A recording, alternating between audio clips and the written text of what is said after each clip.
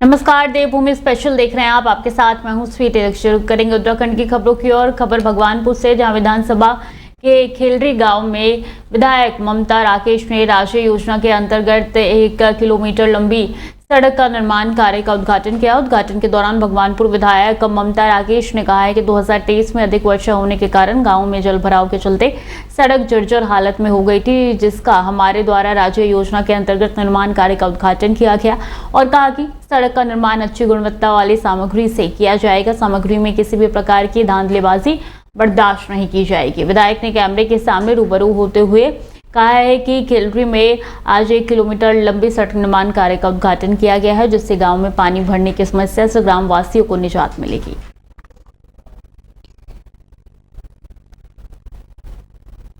कहना चाहती हूँ कि सम्मानित जनता का आशीर्वाद हमें मिलता है और ये हमेशा हमारे साथ खड़े रहते हैं। मैं बिना भेदभाव के सर्व समाज में विकास कार्य कराने का कार्य कर रही हूँ और विकास ही मेरी प्राथमिकता है। यही हमने स्वर्गीय सुरेंद्र राकेश जी से, अपने पति से सीखा है और हमने उनका जो सपना था मेडिकल कॉलेज का, उसमें भी उप जिला चिकित्सालय बनाने की प्रक्रिया शुरू हो गई। मैं ममता विधायक जी का बहुत बहुत दिल से शुक्रिया अदा करता हूँ कि हमारा रोड जो है ना, ये बहुत दिक्कतों का सामना था कि ये जो है ना, ये आपदाई। चक्राता वन विभाग रिवर रेंज डाक पत्थर के वन कर्मियों ने अवैध देवदार के 33 नाग पिकअप सहित को पकड़ा है। आपको बता दें कि चक्राता वन विभाग कालसी एसडीओ राजीव नयन नोटियाल की अगुवाई में रात्रि गश्ती टीम का गठन किया गया। गठित टीम के द्वारा नागधात अनुभाग सेक्शन अधिकारी अतर सिंह और अन्य वन कर्मियों के द्वारा रात्रि गश्त के दौरान लगभग 1:30 बजे एक पिकअप वाहन जो महसासा गांव में के पास दिखाई दिया, जिससे वन कर्मियों ने रोककर वाहन की तलाशी की तो वाहन में दावेदार के 33 स्लीपर रखे गए थे। चालक से लकड़ी के कागजात के संबंध में जानकारी चाहिए।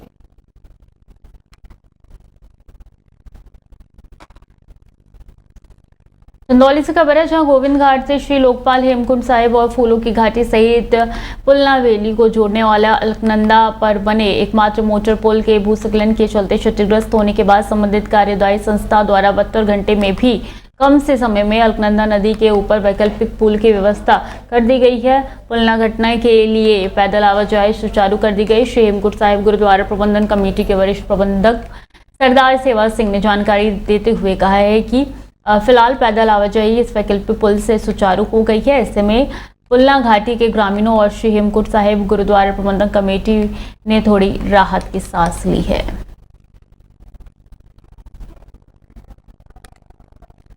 देहरादून से खबर है, जो त्योहारी सीजन में खाद्य पदार्थों में मिलावट करके अधिक मुनाफा कमाने वाले मिलावटखोर अधिक सक्रिय हो जाते हैं।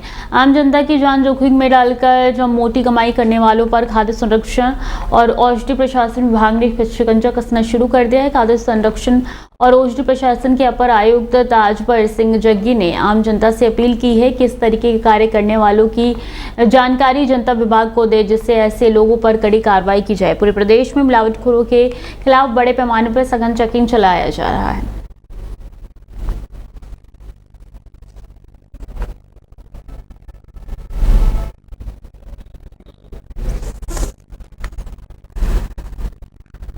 और गदरपुर के रामबाग स्थित नारी शक्ति ग्रोथ सेंटर सिलाई और कढ़ाई प्रशिक्षण केंद्र के उप जिलाधिकारी आशिमा गोयल ने निरीक्षण किया। आपको बता दें कि इस प्रशिक्षण केंद्र में आसपास के गांवों के महिलाओं को स्वरोजगार से जोड़ने का मौका मिल रहा है। DNRLM द्वारा महिलाओं को सिलाई कढ़ाई आदि का प्रशिक्षण दिया जाता है, जिससे कि महिला स्वरोजगार के लिए सक्षम होने के साथ आर्थिक रूप से आत्मनिर्भर बन सकेगी। DNRLM का उद्देश्य ग्रामीण महिलाओं को आर्थिक रूप से आगे बढ़ाने और वही इस प्रशिक्षण केंद्र में उप जिलाधिकारी आशिम गोयल ने निरीक्षण कर जानकारी ली। उन्होंने बताया कि प्रशासन द्वारा प्रशिक्षण केंद्र में बने उत्पादों को अच्छा बाजार उपलब्ध कराने के लिए प्रयास किए जा रहे हैं।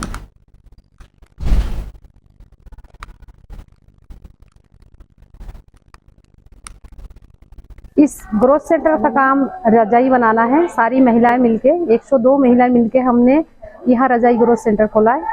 तो आज SDM मैडम आई थी, उन्होंने कपड़े का निरीक्षण, कपड़े की क्वालिटी और उसको मार्केट में किस तरह से पेश करना है, किस तरह से हमें ले जाके बेचना है, इस बारे में हमें जानकारी दी।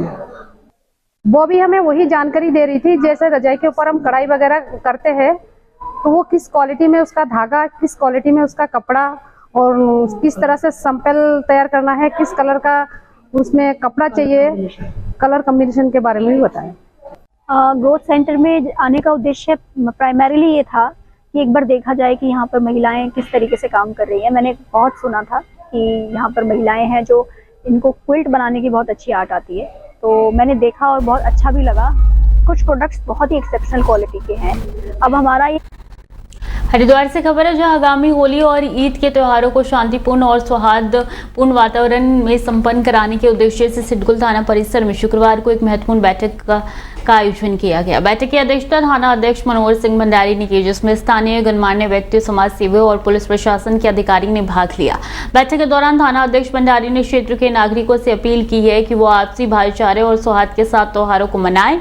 उन्होंने कहा कि होली का पर्व उल्लास और रंगों का त्योहार है, लेकिन इस दौरान किसी भी प्रकार की अप्रिय घटना को रोकने के लिए सभी को सतर्क रहना होगा। उन्होंने नागरिकों से अनुरोध किया है कि सड़कों से गुजरने वाले किसी भी व्यक्ति पर जबरन रंग ना डाला जाए, इस बात का विशेष ध्यान रखा जाए। ये आपको पता है कि होली नज़दीक है और इधर रमजान का कार्यक्रम भी चल रहा है ना, तो इसलिए इन चीज़ों को मद्देनजर देखते हुए तो थाना अध्यक्ष महोदय ने जो बैठक ली है कि गांव के अंदर शांति व्यवस्था बनी रहे और कोई दंगा फसाद करता है तो उसको सूचना थाना प्रभारी को दी जाए, ऐसे संबंधित जो क्षेत्रीय अधिकारी रहेगा है ना उसको दी जाए, जिससे गाँव के अंदर दंगा फसाद ना हो और गाँव के अंदर शांति व्यवस्था बने और सभी होली का।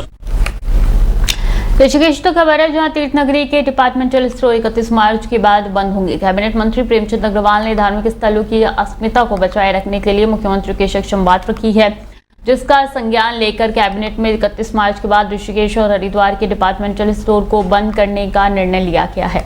अब इसी क्रम में अवैध मादक पदार्थों की तस्करी को लेकर कैबिनेट मंत्री अग्रवाल ने शुक्रवार को पुलिस अधिकारियों की बैठक बुलाई है। मेरे यहाँ डिपार्टमेंटल स्टोर खुले थे, उस डिपार्टमेंटल स्टोर्स को भी अगले 1 अप्रैल के बाद यहाँ पे नहीं खुलेंगे।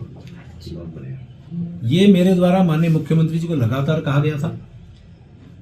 माननीय मुख्यमंत्री जी ने बड़े गंभीरता से इसको लिया है और यहाँ जिस प्रकार से मेरे द्वारा अनेकों बार चाहे अधिकारियों को चाहे माननीय मुख्यमंत्री जी को उनसे अनुरोध किया गया कि ये डिपार्टमेंटल स्टोर मेरे तीर्थ नगरी यानी ऋषिकेश में नहीं खुलने चाहिए थे, तो मैं धन्यवाद कर रहा हूँ माननीय मुख्यमंत्री जी का भी, उन्होंने इसका निर्णय भी लिया है। यानी कि वैध इस रूप में और अवैध किसी रूप में नहीं, हमारे यहाँ पे नहीं होगा।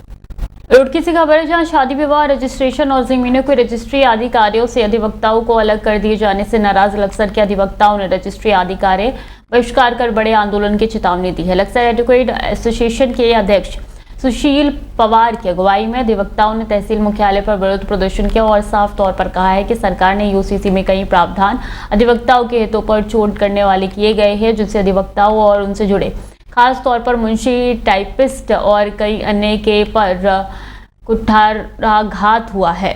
उनका कहना है कि जिस तरीके से सरकार ने जमीनों के रजिस्ट्री और शादी विवाह के पंजीकरण कार्य को सब रजिस्ट्रार से हटाकर ग्राम पंचायत को अधिकारों को सौंप दिया है, वो अधिवक्ताओं के साथ साथ आम जनता के लिए घातक है। जब तक इन प्रावधानों में बदलाव नहीं किया जाता है, तब तक अधिवक्ता तहसील वर्क और रजिस्ट्री कार्य का बहिष्कार करेंगे। रजिस्ट्रेशन प्रोसेस में हमारी भूमिका को समाप्त किया जा रहा है। हमारे साथ 50 स्टैम्प वेंडर, 50 मुंशी, 50 टाइपिस्ट भी जुड़े हुए हैं। इन लोगों को बेरोजगार किया जा रहा है। दिनांक 5/3/2025 को देहरादून में बार भवन में मीटिंग हुई थी, जिसमें गढ़वाल मंडल के सभी बार काउंसिल के सदस्य मौजूद थे, बार एसोसिएशन के अध्यक्ष और सचिव मौजूद थे। उसमें ये तय किया गया था कि अगर हमें इस लड़ाई को सड़कों पर ले जाना पड़ा तो सड़कों पर ले जाया जाएगा। ये यूसीसी में जिस प्रकार का प्रोसेस किया गया है, ये भाई आप पेपर लेफ्ट करने के। फिलहाल के लिए बुलेटिन में इतना ही। खबरें लगातार जारी हैं, देखते रहिए डेली 24 भारत।